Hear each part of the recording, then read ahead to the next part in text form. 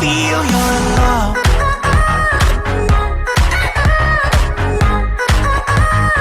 I just wanna feel you're in love. Assalamualaikum warahmatullahi taala wabarakatuh. So bertemu kembali kita dalam Fin 544 Advanced Corporate Finance, so chapter 9. So hari ini kita nak masuk chapter berkenaan dengan Efficient Market and Behavioral Finance. Okay, so this chapter tiada calculation, so teori sahaja. So senang je lah. Okay, so saya bagi guide untuk chapter ni, so mungkin you boleh baca dengan detail lagi lah dalam buku teks apa. Okay, so hopefully dengar betul-betul supaya senang nanti you nak baca dengan detail nanti ya. Okay, so kita ada dua subtopik kat situ, efficient market dengan behavioral finance. Okay, kita pergi efficient market dulu. Okay, efficient market ni, capital market efficiency ni, sebenarnya dia berkaitan dengan harga saham lah, berkaitan dengan harga saham ataupun harga bonds, right? Okay, so harga saham ni dia berubah setiap masa, right? Kalau kita tengok harga saham Nestle tahun lepas lain, and then sekarang lain, dah jatuh sebanyak 5% buat masa sekarang lah.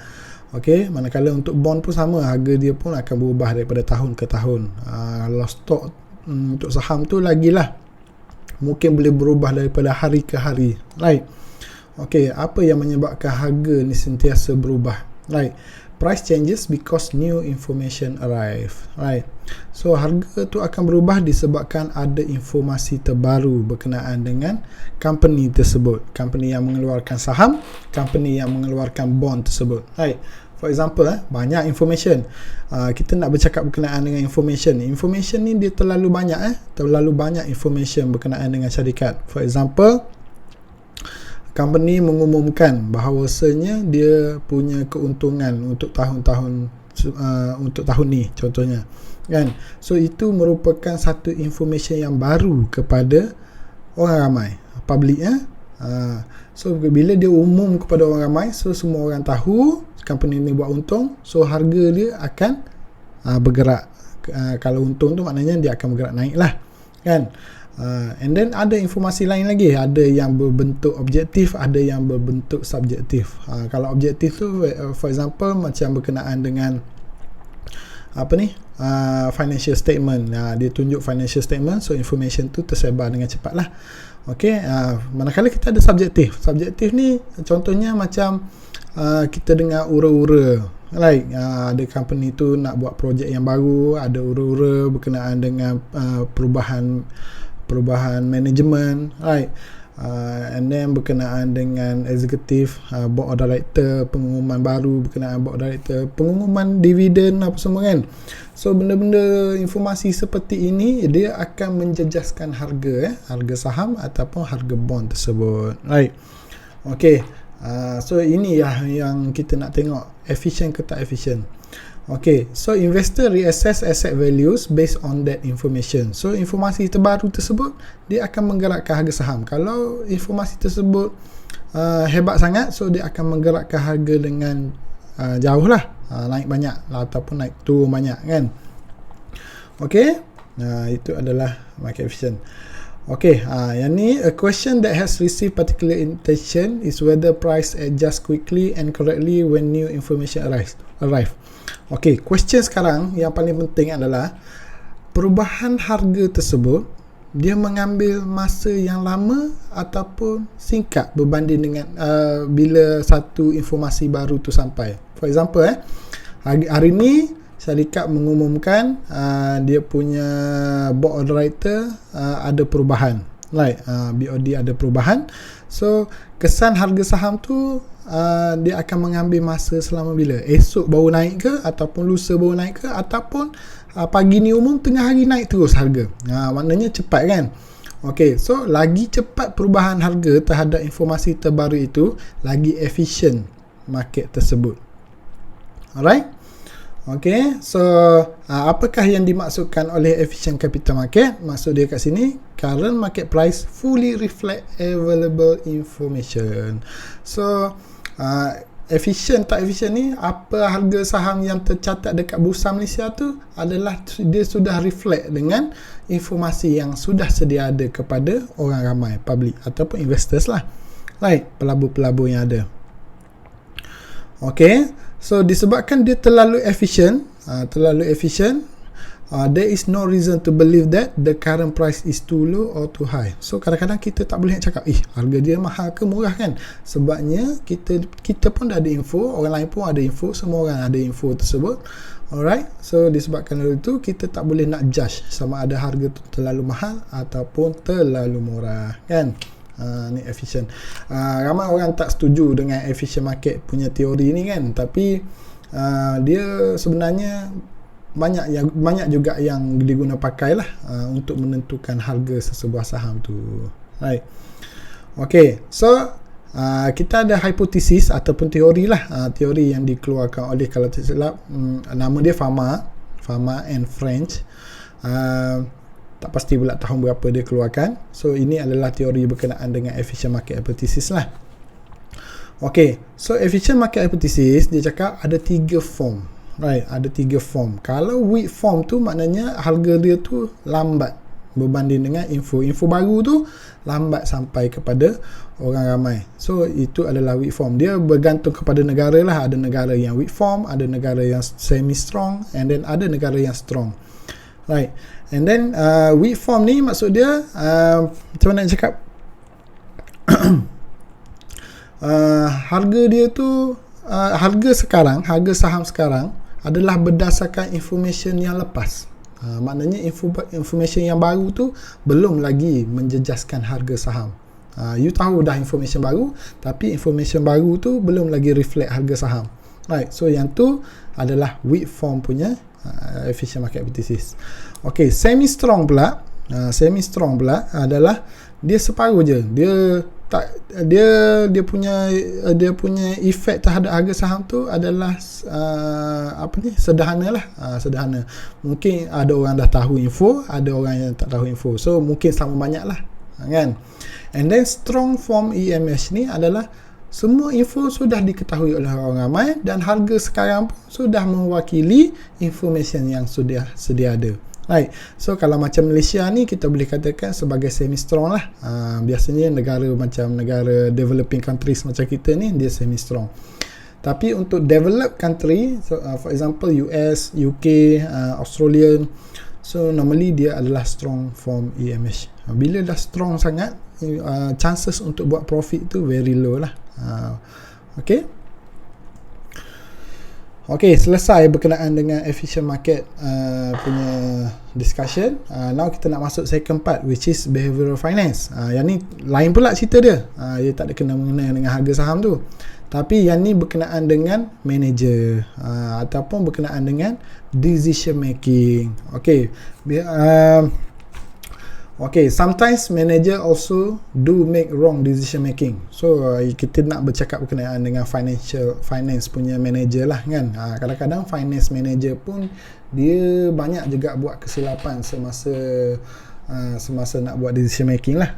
Disebabkan oleh buat decision making yang salah, it will cost the manager itself. Dia sendiri akan terkesan, and then yang paling utamanya dia akan memberi kesan kepada employer, majikan dia, dan juga pemegang-pemegang saham. Ingat pemegang saham adalah owner syarikat kan. That's why kalau kita buat decision making yang salah, dia akan efek kepada tadilah efficient market tu kan. Bila info tu sampai kepada orang ramai, dia akan menjatuhkan harga saham. Okay.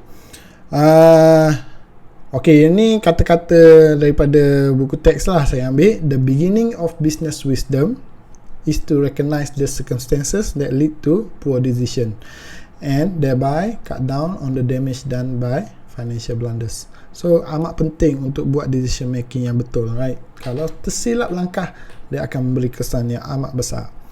Behavioral finance attempt to understand and explain how reasoning errors influence financial decision. So kita nak tengok sekarang apakah error-error yang biasa finance manager buat semasa decision making. So dia ada 3 kategori. Dia ada 3 kategori yang paling utama. Yang pertama biases, Yang kedua framing effect, and then yang ketiga heuristic. So yang ni kita akan go one by one. Okay, bias. Okay, bias ni biasalah, kalau kita bias ni kita panggil apa? Berat sebelah, right? Kita buat keputusan tu berat sebelah. Okay, apakah jenis-jenis bias yang ada dalam syarikat? Yang pertama, overconfident. Yang ni masalah. Overconfident ni dia akan memberi first time kita buat tu okay, betul. Second time kita buat, kita dah overconfident, so agak berbahaya. Okay, and then yang kedua, over optimism. Over optimism ni dia lebih kurang sama macam confident, tapi kita terlalu positif. Kita terlalu positif. Kita ingatkan market tu okey, tapi sedangkan market tu tak okey. Right. Kita ingatkan orang ramai mampu beli kita punya produk, rupa-rupanya orang tak nak beli kita punya produk. Kita terlalu optimis.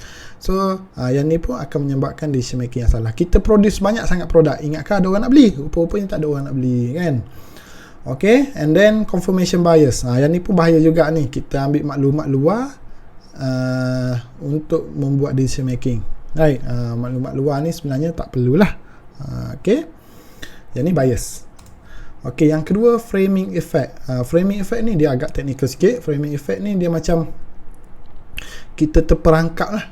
Kadang-kadang finance manager terperangkap untuk buat decision making. Dia ada dua Dia ada dua under framing effect.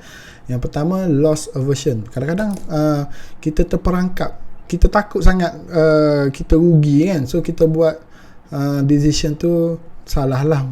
Kadang-kadang kita mampu buat keuntungan yang lebih besar, tapi disebabkan takut sangat kepada kerugian, kita ambil jalan yang paling ni lah, selamat. So disebabkan ni loss aversion ni, takut sangat kepada rugi ni, so kita terperangkap lah. So decision making kita akan jadi salah.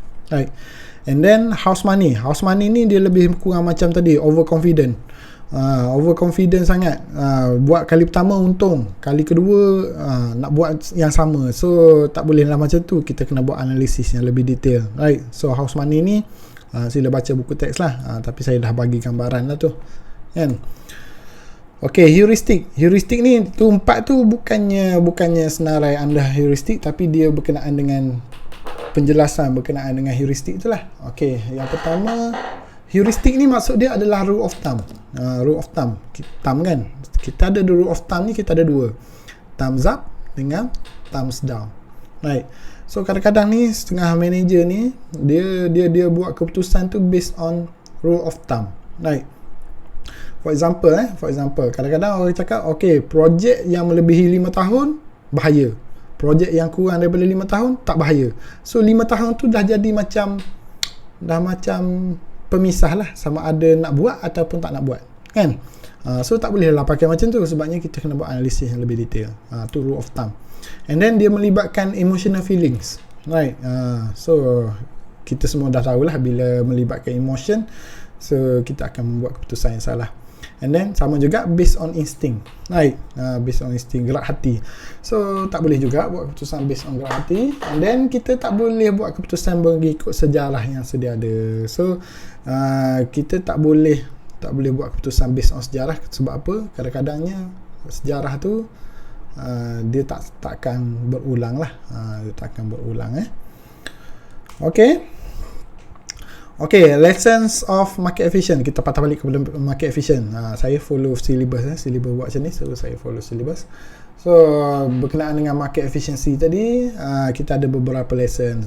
Sebenarnya kalau ikut syllabus kita dia cakap ada 5, tapi sebenarnya ada 6. Mungkin ada tambah yang baru satu lah. Okay, so market have no memory. Ingat, harga saham tu dia bukannya cycling, maknanya tahun lepas naik, bulan 1 tahun lepas naik, bulan 1 tahun ni pun akan naik. Tak, bukan. Yang ni under efficient market dia cakap tak. Tapi kalau orang yang percaya kepada cyclical punya efek, biasa orang itu. Okay, yang kedua, trust market price. Jangan terlalu percaya kepada harga tu. So kadang-kadang information tu dia over orang macam terlalu ambil serius dengan information yang baru tu. Kadang-kadang harga tu akan lagi jauh daripada harga yang sebenar. Okay, read the entrails. Jangan terlalu ikut orang. And then yang keempat, there are no financial illusion. Yang ni bahaya. Orang ingat bila tengok financial statement tu dia percaya bulat-bulat financial statement. So kadang-kadang financial statement pun ada tipu. For example, kita ada satu case dekat Malaysia ni berkenaan dengan ada nama satu syarikat tu, nama dia Transmile. Transmile tu dah jadi satu case study lah, menggambarkan bahawa maknanya dia punya financial statement tu boleh ditipu. Balance sheet, income statement tu ada yang disalah. Dia punya itulah, dia sales dia tu over sangat kan. Sebenarnya tiada sales pun dia buat kan, tapi disebabkan oleh tu dia nak tunjuk bahawasanya rekod dia baik, so dia naikkan sales kan. So tak boleh lah. Okey, macam ni tipu punya financial statement. Okay, the do it yourself alternative. So biasanya kita kena buat keputusan tu, kita punya judgement, jangan terlalu ikut orang kan. Okay, and then yang keenam, sin one stop, sin then all kan.